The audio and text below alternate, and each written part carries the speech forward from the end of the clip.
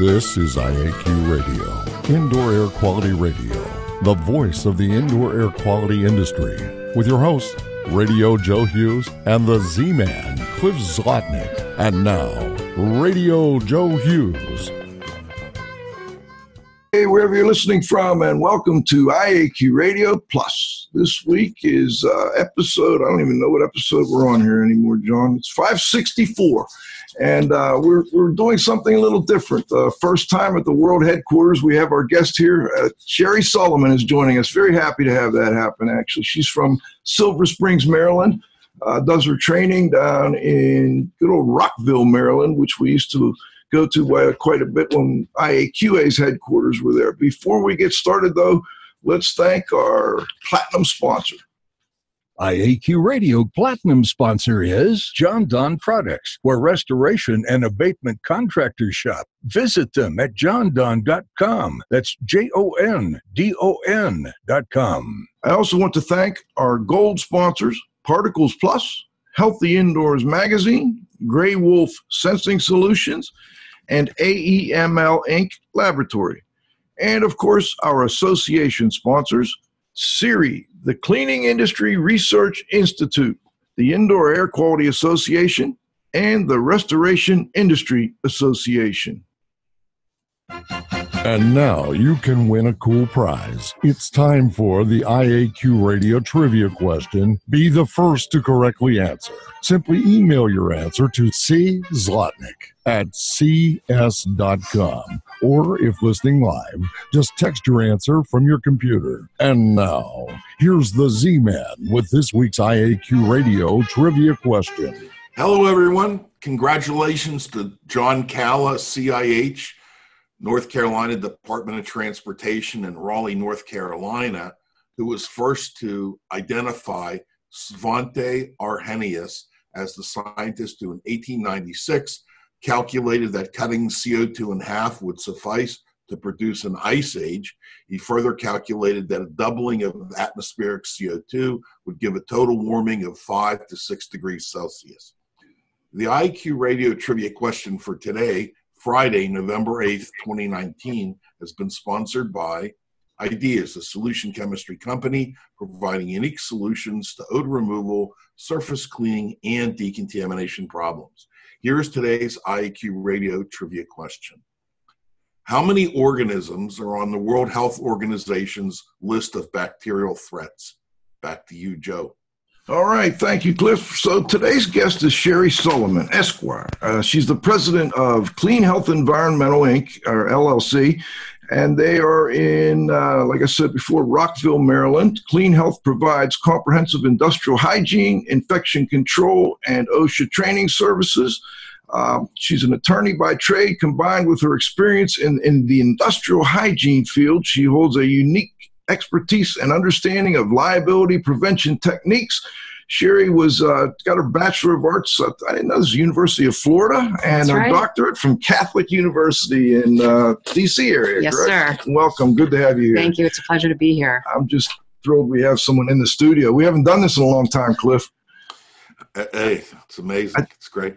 I think the last time was at your office there, but welcome to the world headquarters. Thank you very much. It's a pleasure to be here. Let's talk a little bit about, you have a law degree, but you're not practicing law.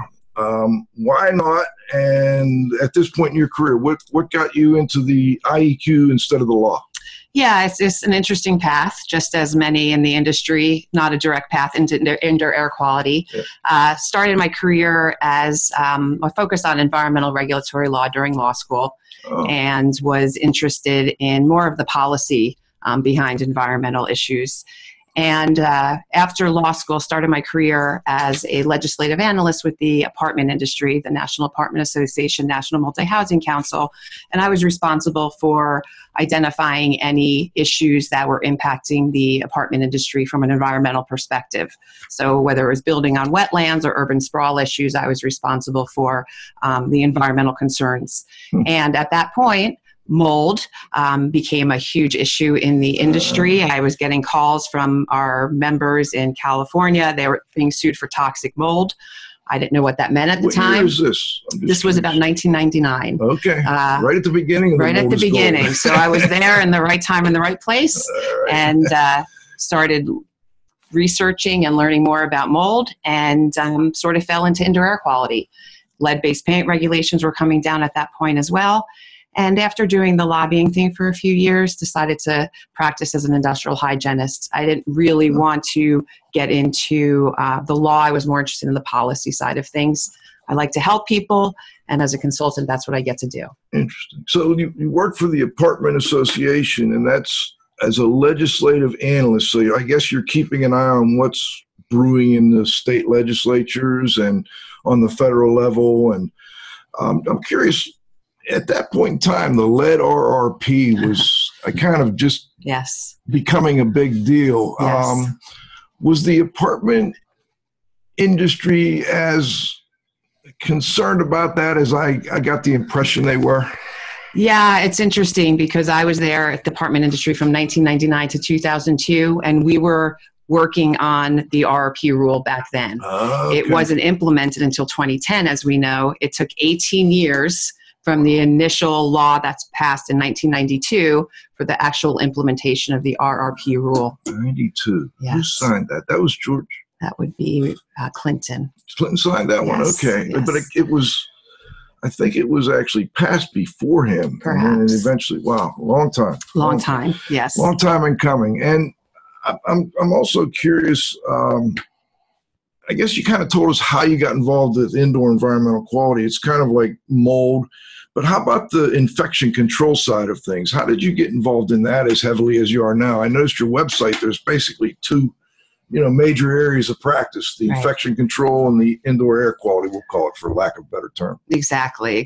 So as practicing as an industrial hygienist for many years, started focusing on healthcare about 12 to 15 years ago. And we were first getting into healthcare facilities, looking at occupational exposure. So that sort of was our introduction into healthcare, looking at the radiologists and their potential exposure, looking at the environmental services, housekeeping staff, and identifying different occupational exposures related to the chemicals they were using. And so being in there for a few years, sort of working on the occupational exposures, I started really watching the industry, looking at the industry, and recognizing that the issue of healthcare-associated infections and infection prevention surrounding cleaning and disinfection was emerging as a major issue and something that the federal government would be focusing on. So decided to start CleanHealth Environmental about 5 years ago. Still doing industrial hygiene, what I love, lead, asbestos, mold, but getting more so into the environmental infection prevention. It's interesting. Cliff, I know that's an area that you've been keenly interested in. I wonder if you wanted to follow up with anything on that topic. Well, sure. It seems that we cannot go into a healthcare facility that's not under construction. And, they're always building, and I'm not sure exactly why, but I guess they need to be bigger and so on and so forth. I was wondering, what is an infection control risk assessment, and what sort of experience do you have with that? Yeah, infection control risk assessment, or ICRA as we call it, is one of the key risk assessments that a healthcare facility needs to go through prior to conducting from a minor maintenance activity to a major construction project. And basically what an infection control risk assessment does, it looks at the patient population where you're doing the work and where you may be adjacent to, and you're looking at the amount of disturbance. How much dust is this going to create? And based on those two parameters, we determine what class ICRA project it's going to be. So a class 1 ICRA would be a minimal of moving a ceiling tile to look for some asbestos, to a class 4 where you're talking about negative air pressure, containment, significant engineering controls. And really the focus obviously is the dust we're creating during those projects. How do we minimize that opportunity for cross-contamination?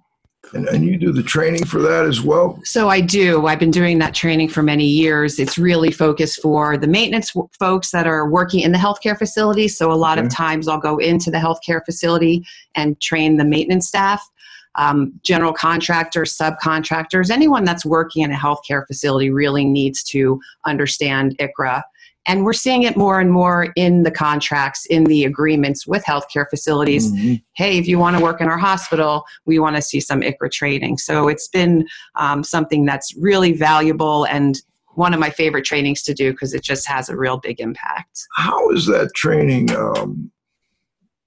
governed? I mean, is there an OSHA requirement there? Or, I mean, is there a DC approved training?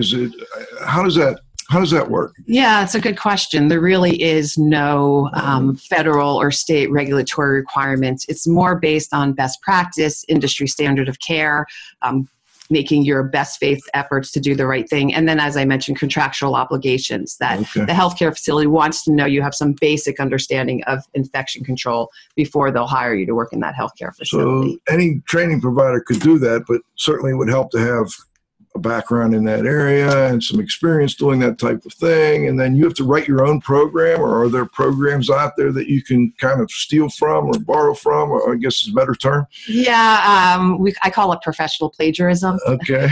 But no, for this program, I use industry guidances. APIC is one of the primary industry organizations. What's that? The Association for Prevention and Infection of Epidemiology. I'm not exactly sure APIC. And they have a guidance document that they published in 2014, 2015 that's focused on renovation and construction in healthcare. So that's one of the primary documents.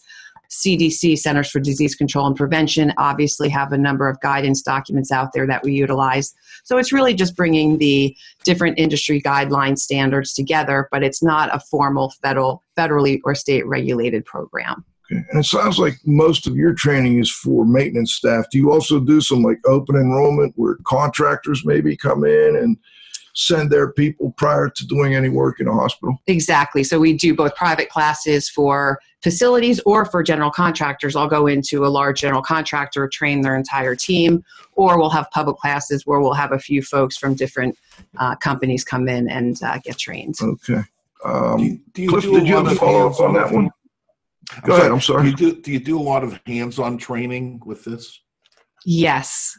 I am a big proponent of hands-on training. People learn in different ways. Some listen, some do. And I always find when I do my evaluations at the end, what did you find most helpful with the training? 80% of the time, it's the hands-on. They like to do it. They like to know what they're doing. And that's a huge part of the training. So the hands-on would be like how to put up a construction barrier, how to wear your PPE, how to use engineering controls. Exactly. Different mechanisms for validating engineering controls, looking at negative pressure, proper donning and doffing of personal protective equipment, setting up your critical barriers. A lot of our IEQ pros out there that probably do a lot of mold, maybe some asbestos, I think they'd like to get more involved in the healthcare and infection control. Do you do a class on how to do the consulting side as opposed to the contracting side? I assume that there are times when these projects also have a consultant overseeing it. Is that something you do? Or I mean, part of the training program is also geared towards the consultants who are helping on that side of it. Mm-hmm. Some of the opportunities for consultants to work in healthcare is really helping them organize their construction projects. So how are we going to set up the ICRA? Where are we going to create our critical barriers? How are we going to establish negative pressure? How are we going to document that? With a law degree and as an industrial hygienist, it's sort of a unique perspective because I'm thinking about liability management. I'm thinking about making sure that you're preventing opportunities for liability, but also having the industrial hygiene background to know what to do logistically for that. Are you doing a lot of particle counting on these projects? So you've got inside the containment area or outside of the containment area, the barriers, you're doing particle counting to make sure that the particulate's not getting too high in that area? Yeah, so I've been hired to do that regularly for healthcare facilities. So what we'll do is, it's not inside the containment, but we'll come in prior to the project and we'll set the baseline parameters for the particulates in that environment that would typically be there. Okay. Then we'll come back during the construction project and we'll take our particle readings around the adjacent perimeter of the containment just to validate that they're equal to or below that baseline.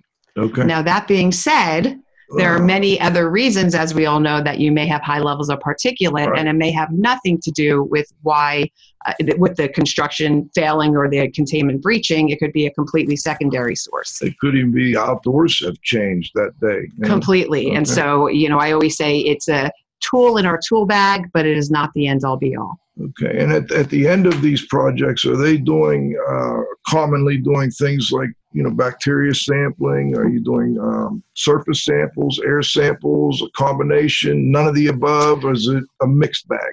Yeah, that's a good question. We don't really recommend high amounts of sampling in healthcare facilities. Okay. So the 2003 CDC guidelines on infection control, in fact, recommends not doing microbiological sampling unless you have a very specific reason for doing it. And routine sampling is discouraged. And the concern is, once you get those results, what are you going to actually do with them? Yeah. So I am not a huge proponent of sampling in general, but in healthcare in particular, we try to limit that as much as possible. I see. Interesting. Okay. And we talked a little bit about how other IEQs or IEQ consultants would get into that arena. I mean, how did you get into it? Maybe you mentioned this already, but yeah. Did you get a call out of nowhere, or did you have a case, or how? It's always that first client that comes to you and says, hey, I have some work for you to do in a healthcare facility. And then it sort of snowballs from there. Okay. So I think, interestingly enough, the first project I worked on in a healthcare facility was related to Legionella and Legionella bacteria. Okay. And that's not something I actually focus on, but that was sort of my introduction into healthcare. And that was 12, 15 years ago now. And then sort of just picks up from there. Interesting. Yeah. And I would, if someone was interested in getting into that arena, I mean, are there any recommendations, any like gatekeepers that you try and, get to or through or whatever the case may be?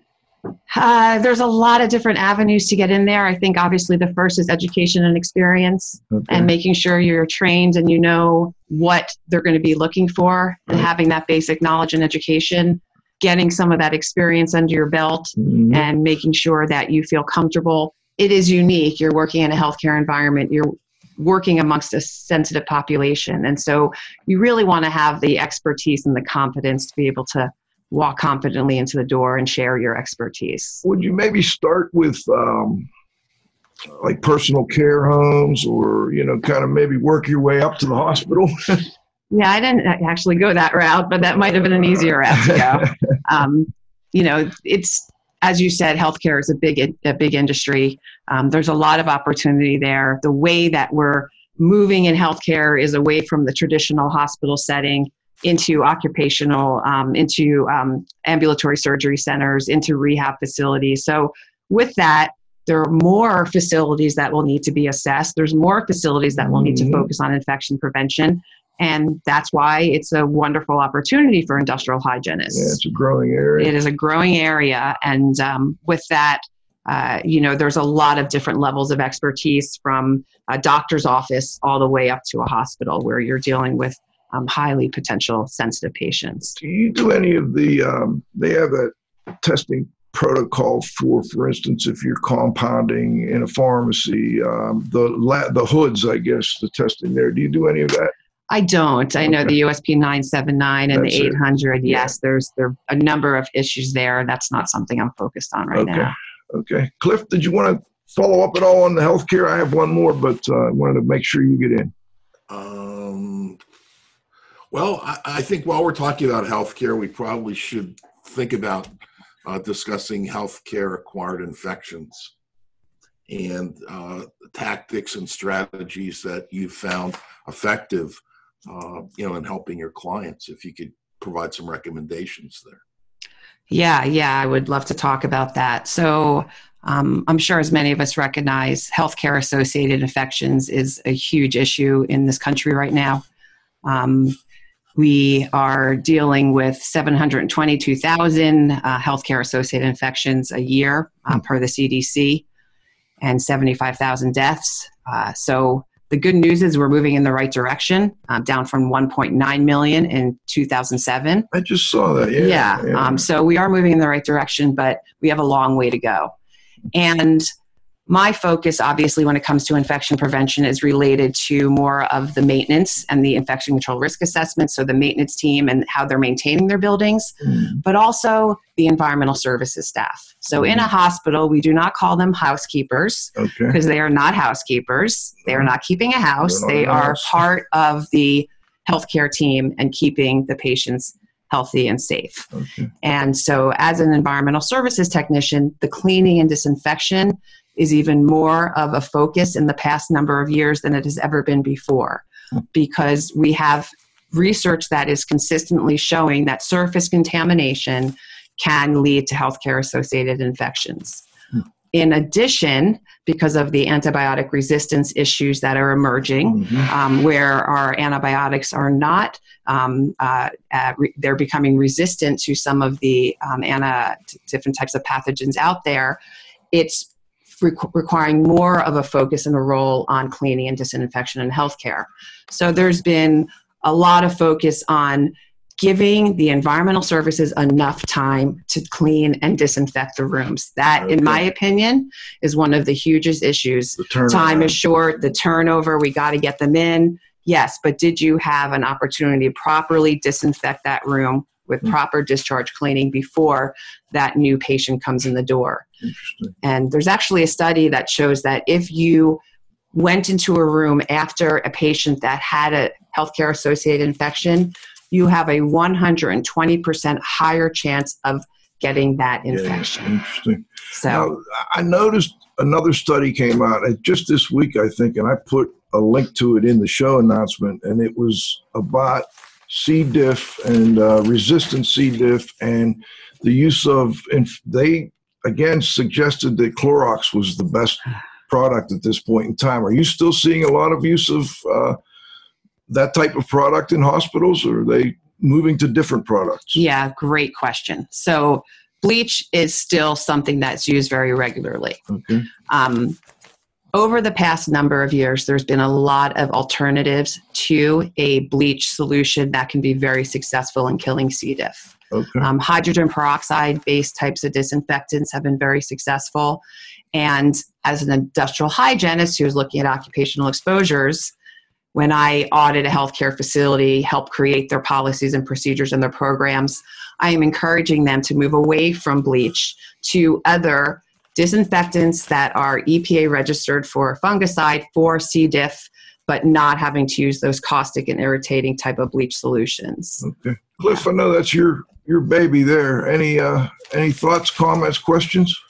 Well, I think when you mentioned Clorox, and it's a big company, and when I saw the study, Joe, it said Clorox, and I wasn't sure exactly which of the many products that they have was actually being utilized. And if I'm not mistaken, they've come up with a new technology that they're selling that actually provides equipment for application of it as well.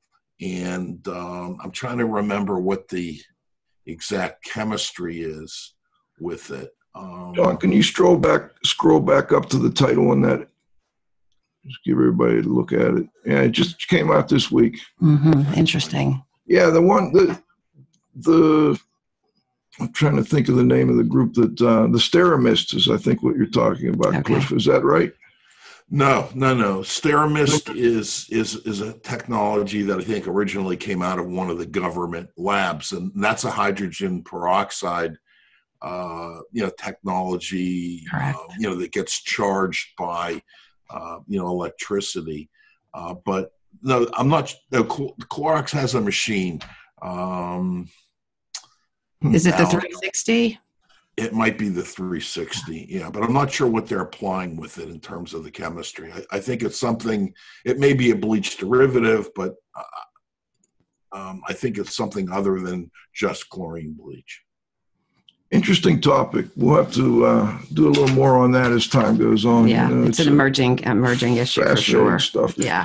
All right. Well, it looks like we still have some time before halftime. I kind of want to get into the training you do and the DC approved mold inspector and mold supervisor. Is that the right? Remediator supervisor. Remediator supervisor. Yes. Okay. We've had a bunch of people on the show talking about mold licensing laws, and there was, Florida has a law, New York has a law, Virginia had a law, yes. and they repealed that law, yes. and Texas is looking at getting rid of theirs, I believe. New York, yes. And Louisiana. And Louisiana, exactly. Yes. So what led to the law in D.C., and if you would tell listeners a little bit about what that law requires. Sure. Yeah. So I've been doing training on mold assessors and for mold assessors and remediators for 18 years in the DC, Maryland, Virginia area. So we have a little bit of a challenge in our part of the country where we're dealing with 3 different jurisdictions, 3 right. different sets of regulations. So that could be challenging for my clients. Maryland had a law too, but they yes. they passed a law but never funded it. Exactly. Okay. Exactly. All I was right. very involved with that as well. We'll get to Maryland. All right. Okay. Let's start with DC. So the whole impetus for the DC law, from what I understand, is that there were a number of tenants' rights activist groups okay. that felt that there were a number of tenants in DC that were having mold issues and they weren't being adequately addressed. Okay. And they didn't feel that there was any proper recourse for that, and they were frustrated. And so they got this law passed, and then they handed over to the Department of Energy and Environment to help implement the laws with regulation.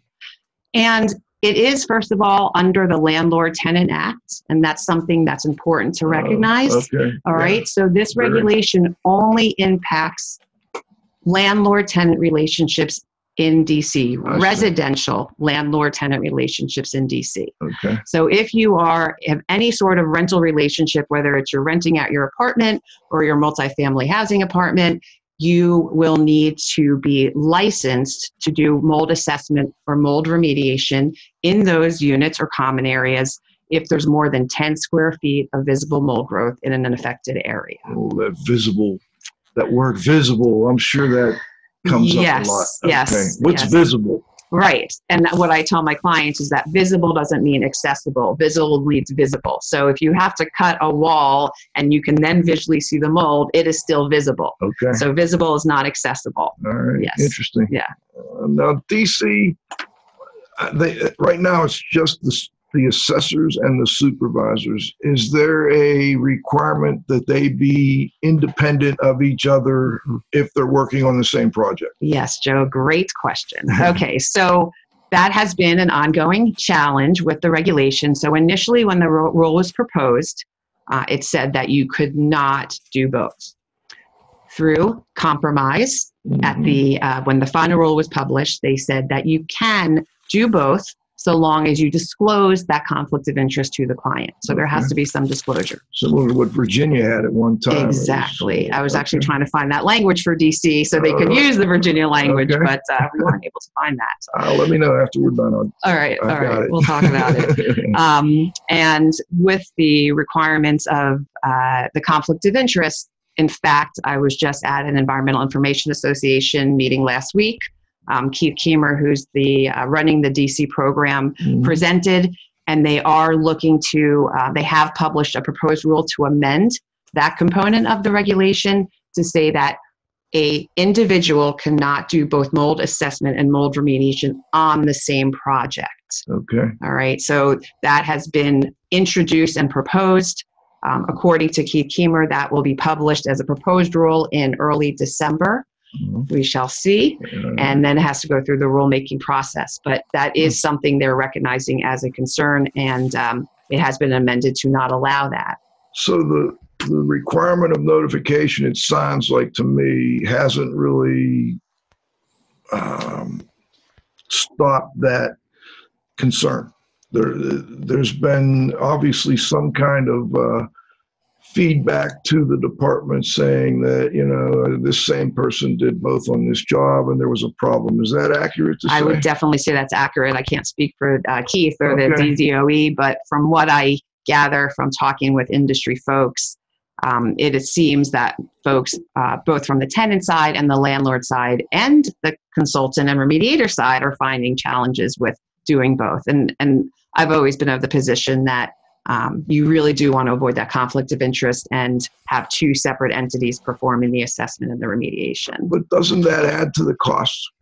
That is the other flip of the coin. Okay. And but in this case, you're dealing with landlords, so you can just pass that on to the landlords. Right, exactly. I happen to be a they're landlord, made of money, so right. Yeah, we're made of money. I got one lousy property now. Right, Two now. Exactly. Okay. Let's do this. Cliff, do you have anything you want to do? Any questions before halftime? I do. Every time I hear this conflict of interest argument, it just raises my blood pressure. Because, either people are trustworthy or they're not. When you buy a home, you have the same home inspector inspecting the home for everything from termites to radon. And in many situations, pest control companies can do the pest inspection and can do the treatment. And there don't seem to be the problems in pest control and other industries that there are in mold. And I somehow think that this conflict of interest is part of the Industrial Hygienist Full Employment Act, because they just want to go in and what's crazy is now we're fighting it in fire restoration, which is alternatively different. Where is it at? One of the arguments is, well, we have it in mold and we have it in asbestos, and we should also have it in fire restoration. And I don't believe that, I think people, I don't see any reason why they can't do both if they're ethical. And I think most people hopefully are ethical that are in business, but that's just my opinion. Let me ask this question. Under the DC law, do you have to have an assessment? Okay, and that has to be done by a licensed mold assessor. Yeah, so let me just briefly explain how the regulation works. So once a resident complains about suspect fungal growth in their unit or a common area, the landlord then has 7 days to inspect that area. Okay. Now, they can hire a licensed mold assessor for that, but let's be realistic. They're going to send their maintenance supervisor up there to do an initial inspection, sure, right? Understand. So the maintenance supervisor goes in, does the initial inspection. If they identify more than 10 square feet in a visible growth in an affected area, then they must hire first a mold assessor, a licensed professional mold assessor, to do the assessment and provide the remediation protocol. Scope of work. Okay. The scope of work, the remediation protocol. Then it's handed over to the licensed mold remediator, who the landlord must also hire. And the landlord hires the mold remediator, and then we come back as the licensed mold assessor at the end to do the verification. So they are required to hire both mold assessor and a mold remediator over 10 square feet. Interesting. And is there a standard method for doing your post-remediation verification? I think the regulation doesn't, they are very specific about some components of the requirements, but not others. Mm-hmm. They do leave the verification a little bit more open-ended to the licensed professional that's conducting it. For example, sampling, that's obviously always something that we're talking about. There's no mandate to do post-remediation sampling. They do reference analytical. So that sort of was questionable and vague as to what that would require. DOE has verified that could be, temperature, relative humidity readings, moisture measurements, thermal imaging. Analytical does not necessarily need to be lab related. Okay. But that being said, many industrial hygienists obviously are doing some sort of air sampling or sampling at the end. Surface sampling, whatever. What about the verification that the moisture problem has been fixed? Is that required? So it is. There is a reference to that. You are encouraged to share with the client that the source of the moisture needs to be addressed prior to. Upon the verification, there's also, reference that needs to be part of it to verify that the source of the moisture has been addressed. And can anyone verify that? Does the landlord verify? Who that's a little vague, to be honest with you. It says the industrial hygienist. Personally, what I'll do is if I speak with the client and ask if the source has been addressed, for example, say it was a plumbing issue, I'll put in my post-remediation verification report. According to the client, plumber A was there at that point and address the source of the moisture. So it may not be my responsibility or the mold assessor's responsibility, but we do want to document that it has been addressed. Okay. All right, let's stop and thank our sponsors. We'll be back in 90 seconds after we pay a few bills here and rejoin our conversation with Shari Solomon. IAQ Radio Platinum sponsor is John Don Products, where restoration and abatement contractors shop. Visit them at jondon.com. That's JONDON.com. Gold sponsors are Particles Plus Engineers and Manufacturers of feature-rich particle counters and air quality monitoring instrumentation. Learn more at particlesplus.com. Count on us. Healthy Indoors Magazine, a free online digital magazine for industry professionals and consumers. Subscriptions available at healthyindoors.com. And AEML Laboratories, free FedEx shipping, great pricing, same-day results, and never a rush fee. Learn more at AEMLinc.com. Gray Wolf Sensing Solutions, who use advanced sensor software technology and embedded computers to provide superior environmental test instrumentation. Visit them at wolfsense.com. Association sponsors are the Indoor Air Quality Association, a multidisciplinary organization dedicated to promoting the exchange of indoor environmental information through education and research. Learn more at IAQA.org. And RIA, the Restoration Industry Association, the granddaddy of the restoration industry. Network with leaders. Learn more at restorationindustry.org. CIRI, the Cleaning Industry Research Institute. See more deeply through science and research. Learn more at ciriscience.org. That's CIRI science.org. Okay, we're back for the second half of our interview. We've got Shari Solomon from CleanHealth Environmental LLC, Rockville, Maryland. And when we left off at halftime, we were talking about the mold licensing law in DC, and it looks like we've got a couple of chat questions. So I think I'll give you one of those first. What if the landlord does not fix the source? Can a reasonable goal be obtained by all parties? Well, let's start with the first part of that. If the landlord doesn't fix the source, is there any, I guess under the landlord-tenant law, which is why you emphasized that, I noticed. Yes. Go ahead. Yeah, I mean, beyond the issue of the mold licensing and the mold regulations and the mold law, there's always that landlord-tenant relationship of keeping a home in a habitable condition, right? So clearly the water damage issue and the fixing it is a key component of addressing the mold remediation. So that's always the first step. So we definitely recognize that that's the first step. That being said, in the mold law itself, really all it says is that the landlord, which I haven't mentioned yet, has 30 days to fix. Once the inspection has been conducted, there's mold identified, suspect fungal growth visually identified. They have 30 days to remediate the mold.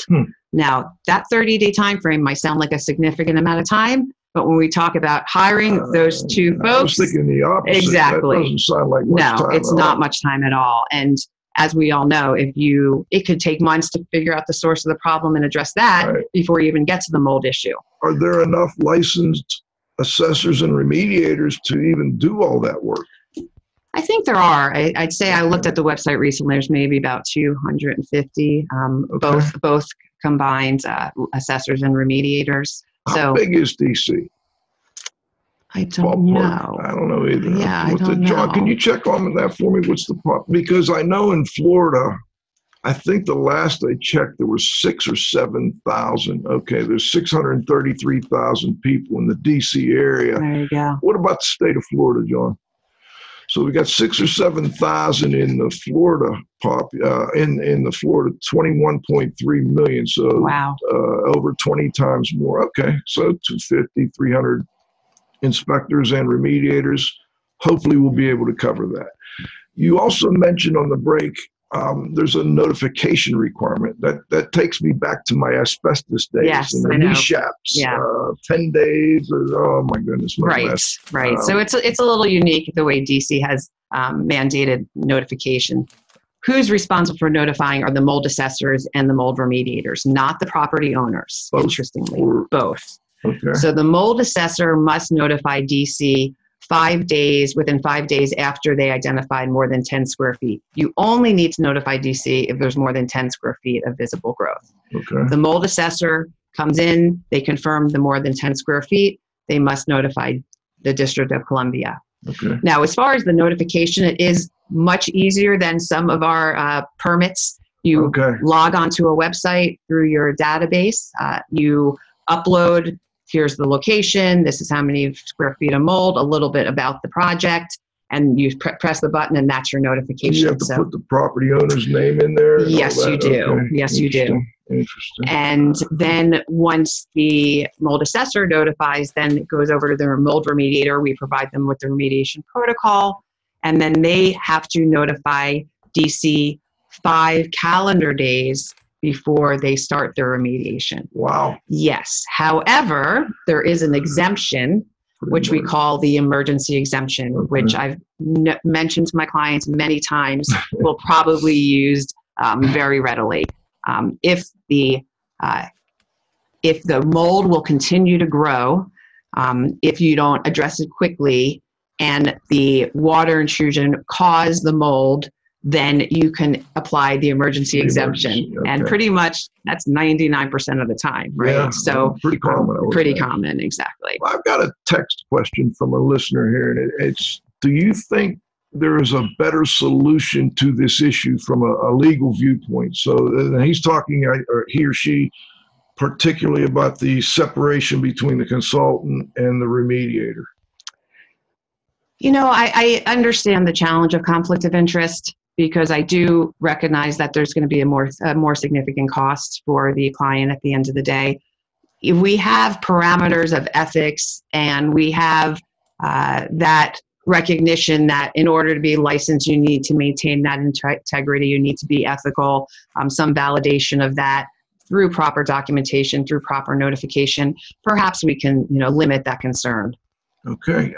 The other thing that always comes up with these mold regulations is about the enforcement. That's the key. I guess that's the main term I wanted to use. If you don't enforce it and don't have the funds to enforce it, it only hurts the people that are trying to comply. Does that make sense? 100%. And that came up at EIA last week. Okay. And DOE has been very focused as of now. It's been 3 years now that this regulation's been implemented. Okay.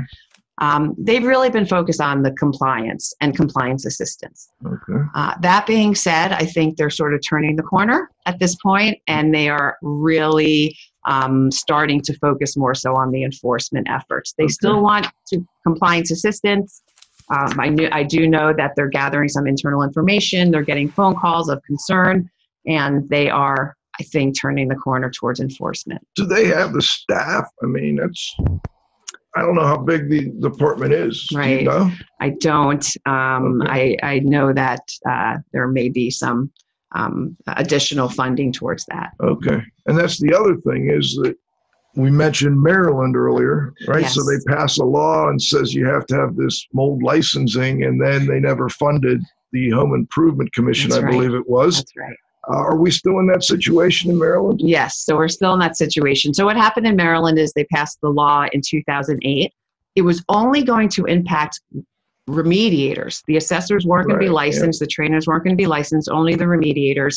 And it was for single family homes because, as you just said, the law is an outline, right? And then we hand it over to an agency. In my humble opinion, they didn't hand it over to the right agency. If it went to the Maryland Department of Environment, who's already regulating lead and asbestos, it probably would have made more sense. But they handed it over to the Maryland Home Improvement Commission. And they argued it was an unfunded mandate. They didn't have the expertise to do it. And it really never went anywhere. In full disclosure, in 2013, I did meet with the Maryland Home Improvement Commission. The executive director at the time and I wrote the entire regulation in 2 days. presented in front of the Maryland Home Improvement Commission. We were anxious and excited to get this up and running. He left the MHIC and it never went anywhere. So that's where we are today. So let's put on the legal hat. Yes. I've got a state with a law that says I have to have a license to do something, but I can't get the license. What do I do? The law has not been implemented. There's nowhere to get a license.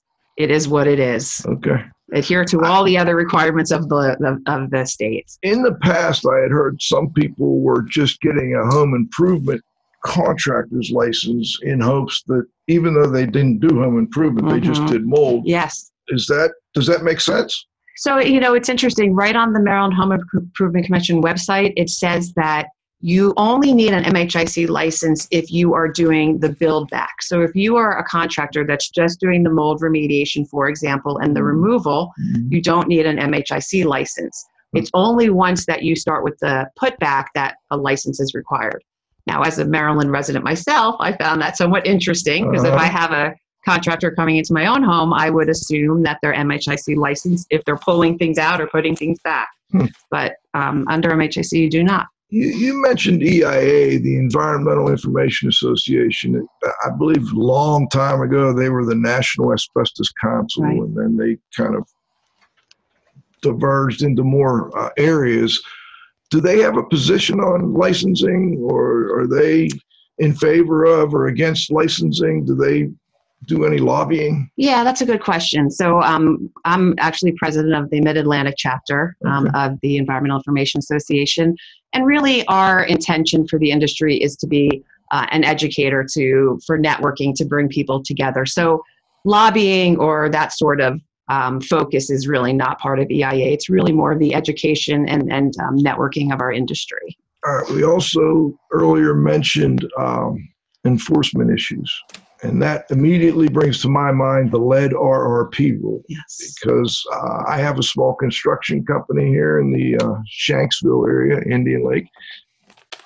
Most of the homes we work in are newer than 1978, but occasionally we'll get one. And I will guarantee you there's not a contractor within 50 miles of here or more, maybe 75, that has the lead RRP, and there's no enforcement whatsoever. Are you seeing the same thing in your area? So I strongly agree with you that there is a lack of compliance when it comes to RRP. That being said, there have been some significant enforcement actions that have occurred. They are somewhat piecemeal, I would say, but we're in Region 3 here of the EPA, and there have been some recent enforcement actions that have come down. So whereas a lot of the industry is not in compliance, obviously I would encourage you to be in compliance. The enforcement is minimum, but there is most definitely a number of enforcement actions that actually just recently came down.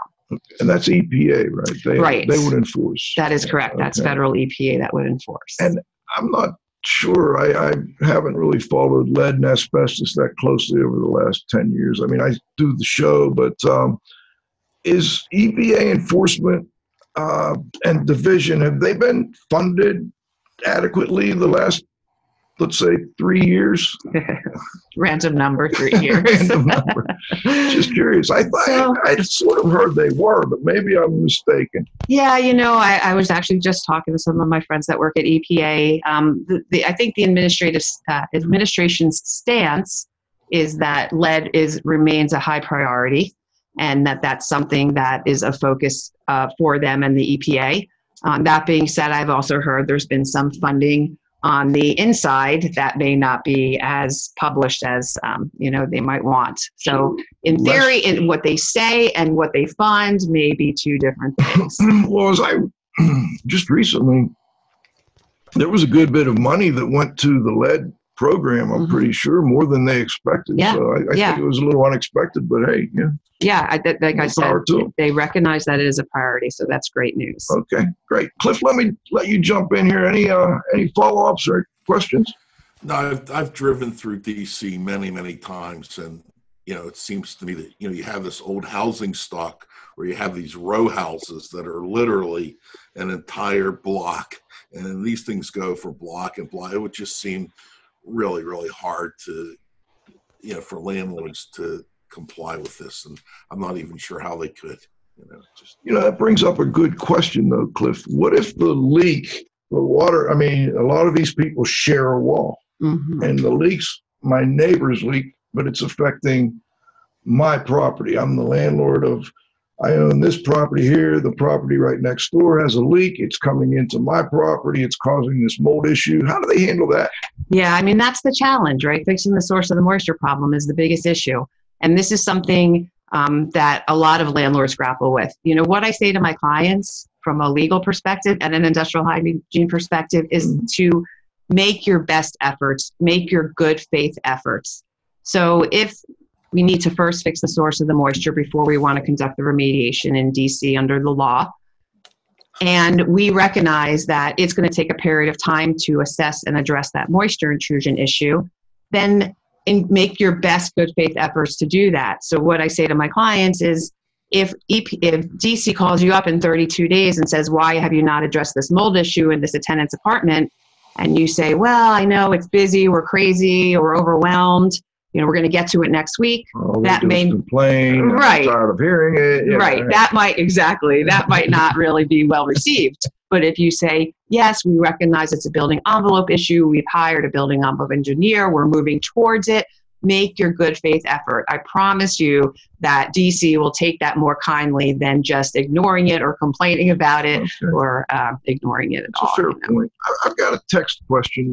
We did part 2 of The Heat is On last week with Tom Phillips from California. We're talking about climate issues and heating and overheating and how we would, help to build more sustainable buildings in the future. The question is, how will climate change increase mold issues going forward? Yeah, that's a great question. I mean, clearly, as our earth warms, more bacteria, more mold, more fungus, that's just going to be a more natural part of our environment. So, on the climate change issue, beyond the mold issue, then gets back to my infection prevention healthcare of these antibiotic-resistant pathogens and the concerns there. As we deal with climate change and we find additional anti-resistant bacterias, more opportunities for transfer of infection. Unfortunately, climate change is very good for our industry in the most unfortunate way. I've noticed here at Indian Lake, most people never had air conditioning, and now they're asking for air conditioning, or they are at least dehumidifying more regularly, which is a good thing. And from what I understand, some climates it's getting hotter and drier, but others are actually wetter. Right. And this is part of the wetter. Is it like that in the DC area? No doubt. We had our wettest our wettest year last year. Interesting. Yes. Yeah. Interesting. Okay, let's go on a little bit. I've got several questions left that I want to get to before we wrap this up. And one is, how do we get more young people, minorities, and women involved in the indoor environment and indoor environmental quality? Yeah, that's a tough question there, Joe. Like I said, my path wasn't direct. I've met a lot of amazing women, minorities that are focused on public health. So I think recognizing the younger generation that's coming up and their focus on climate change, their recognition that environmental policies need to change, I think that we will find more of the millennial generation and the Gen Z generation focused on that, because it's impacting their future and they know that. So we have a lot of the younger folks getting into environmental policy and environmental issues. You have a few in your own company, right? I do, yes. 2 other women there? Or yes, 3? yes. And they're out doing field work or? Helping with the training, helping with the program development, working in healthcare facilities, doing audits for different healthcare facilities, lots of different roles. Do you find there's more interest?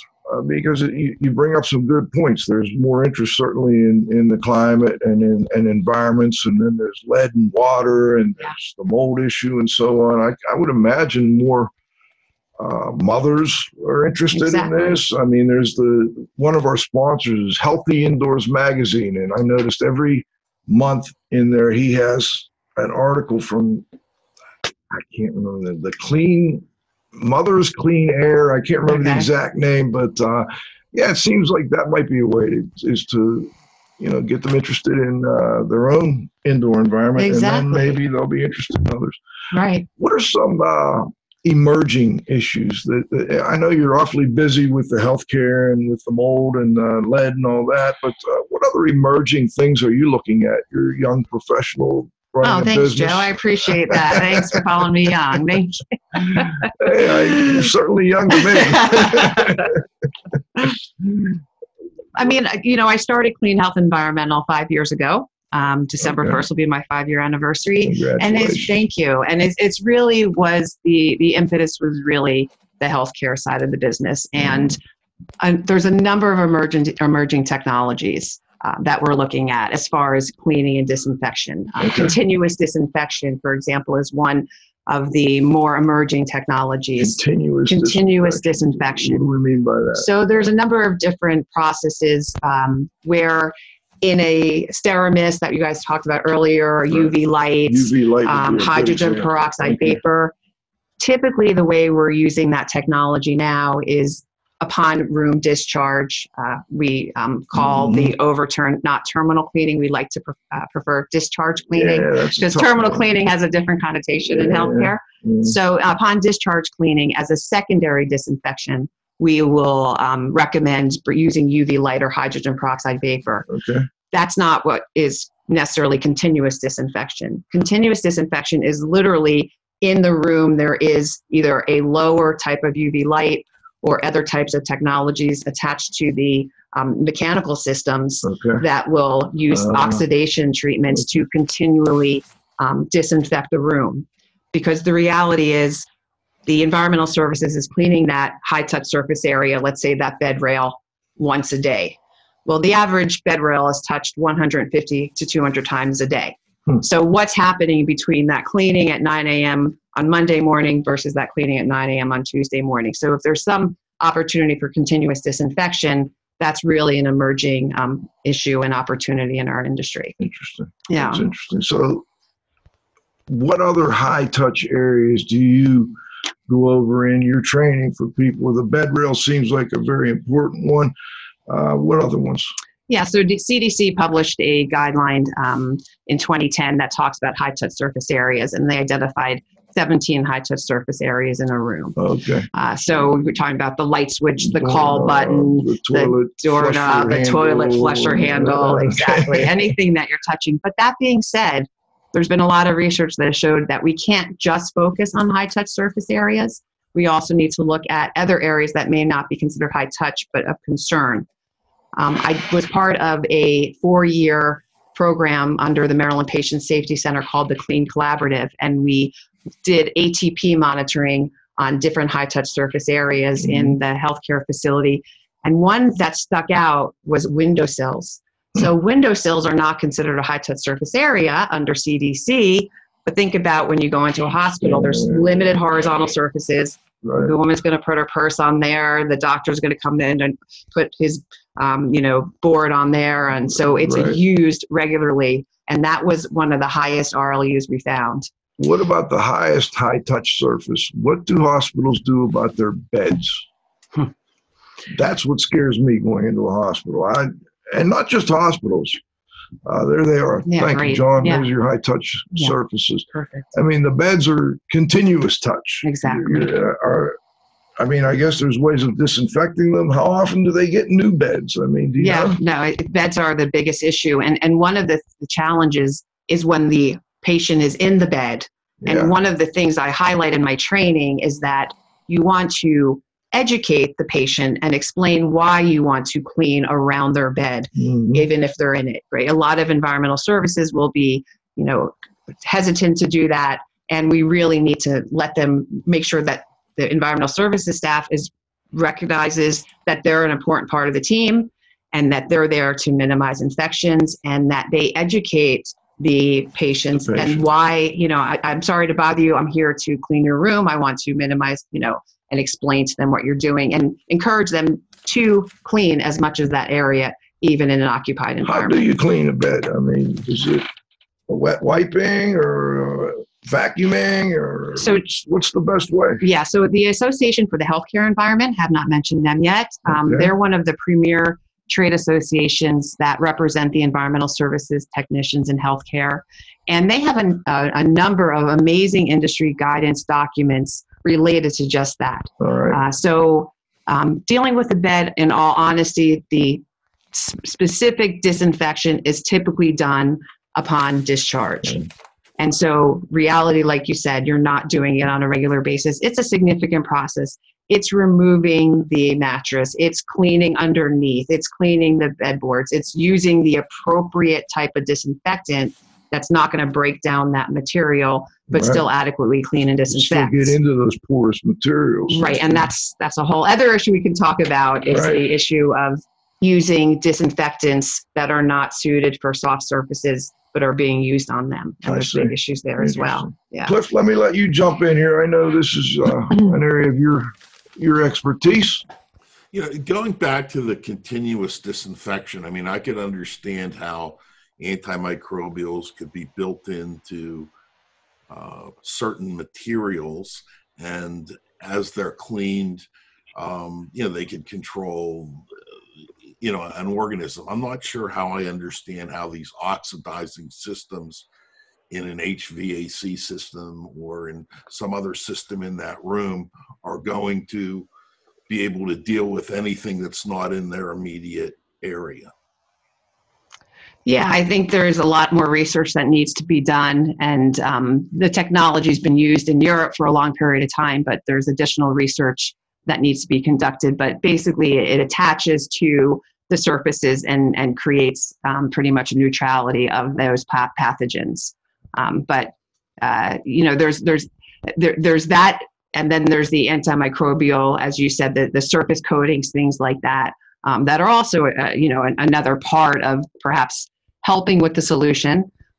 Again, though, however, the antimicrobial, there's some pushback in the healthcare industry right now with using antimicrobials such as that, because they're additionally creating that resistance, that antibiotic resistance as well. So there's a little bit of a challenge right now in healthcare with using antimicrobial type of surfaces. Yeah. Hey, we're out of time, but can you stick around 5 minutes? Yes, I can. All right. I've got 2 quick text questions, and one is, I think, really a great question. My one daughter wants to get involved with the industry. What college degree would best prepare her? That is a good question. Yeah, when I saw that, I'm like, okay. Thank you, Mike. Yes, thanks, Mike. Because in hindsight, I focused on political science because I wanted to go to law school. But if I could go back again in time, I would have definitely done an environmental science. Environmental science, more so than environmental policy. I was just looking at some resumes, and obviously my passion is policy, but my reality is in the field doing the work and training. So having some real knowledge and education in environmental science, in my opinion, would be very valuable. On the environmental, industrial hygiene and the infection prevention side, master's in public health as well. Okay. You know, is a very broad, but you can focus on different areas like occupational health and safety within a master's in public health. That would pretty much be ideal. That would be ideal for you. Okay. Yeah, that would be ideal for There me. you go, Yeah. Mike. All right, one final one here. High-touch infections are a problem in nursing homes, etc. Is training adequate in these environments? I think I might know the answer to that one, Shari. Yes, I think you do know the answer already. Unfortunately, not at all. I think long-term care facilities are moving in the right direction. There's a lot of changes from the regulatory perspective from the federal and from the state with the changes in our healthcare system, and they are required to be more accountable. Just in the past couple of years, long-term care facilities are more accountable from a financial perspective with penalties and reimbursements related to their HAIs, where they were not a number of years ago. So I think Medicaid, it's changing. or through insurance in general? Through Medicare, Medicaid payout primarily. Private insurance can also. If you pick up a healthcare associated infection, are they going to pay for it or not if the healthcare facility caused it? And that's one of the challenges. So I think long-term care is has a long way to go, but I think they're moving in the right direction. Okay, very good. Cliff, anything before we wrap this up? I'm good, Joe. Thank you. All right, Shari, before we go, we always like to give you the last word. Anything you'd like to add, anything we missed that you'd like to have listeners hear? Well, I just thank you for your time. I really appreciate it. It's been a lot of fun. And, I hope I've educated some folks. And if there's anything you ever need, feel free to look me up. We appreciate you coming up from Silver Springs, Maryland. And great show today with Shari Solomon. We call it CleanHealth Environmental, LLC, the next generation of IEQ pros. This is Radio Joe Hughes saying thanks to this week's guest, Shari Solomon, to my co-host, the Z-Man, Cliff Zlotnick, at the controls. John, you got to have faith. Most importantly, our growing group of loyal listeners.